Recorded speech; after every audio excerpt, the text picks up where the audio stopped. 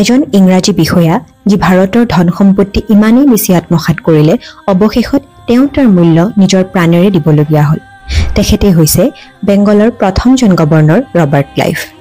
Robert ক্লাইভে আছিলে প্ৰথমজন British বিষয়া যি ভাৰতত ইংৰাজৰ শাসন সুদৃঢ় কৰিছিলে। ৰবাৰ্ট ক্লাইভ ব্ৰিটিছৰ কোনো শাসক নাছিলে, মিলিটাৰী বিষয়াও নাছিলে। তেওঁ আছিলে এজন ইষ্ট ইণ্ডিয়া কোম্পানীৰ সামান্য ক্লাৰ্ক।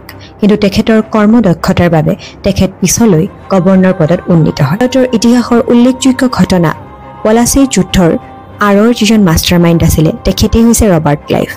ৰবাৰ্ট ক্লাইভে নিজৰ কুবুদ্ধি, চতুৰ পৰিকল্পনা আৰু বিশ্বাসঘাতকতাৰে বেংগলৰ নবাব চিৰাজ উদ্দৌলাক পৰাস্ত কৰিছিলে আৰু ই ভাৰতৰ ইতিহাস চিৰদিনৰ বাবে সলনি কৰি পেলায়।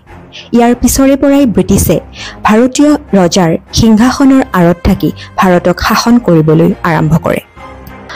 ভাৰতৰ পৰা ধন সম্পত্তি আত্মসাৎ কৰি ৰবাৰ্ট ক্লাইভ যেতিয়া ইংলেণ্ডলৈ ঘূৰি যায়, তেওঁ ইংলেণ্ডৰ লোকসকলৰ পৰা, ইংলেণ্ডৰ নাগৰিকৰ পৰা যথেষ্ট গৰিহণা খাবলগীয়া হয়।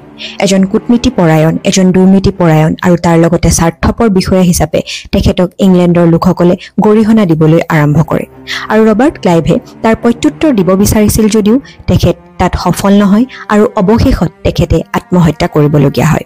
1774 চনত ৰবাৰ্ট ক্লাইভে আত্মহত্যা কৰে। তেখেতৰ সেই সময়ত বয়স আছিল মাত্ৰ 49 বছৰ। ৰবাৰ্ট ক্লাইভ হৈছে এক জ্বলন্ত উদাহৰণ। টকাৰে সকলো জিনিব নোৱাৰি, টকাৰে জগত জিনিব নোৱাৰি।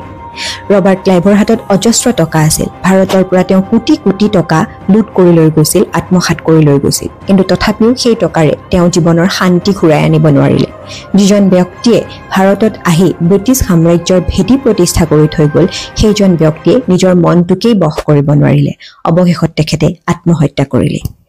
এয়াই আছিলে বেংগলৰ প্ৰথম গভৰ্ণৰ ৰবাৰ্ট ক্লাইভৰ কাহিনী। ধন্যবাদ।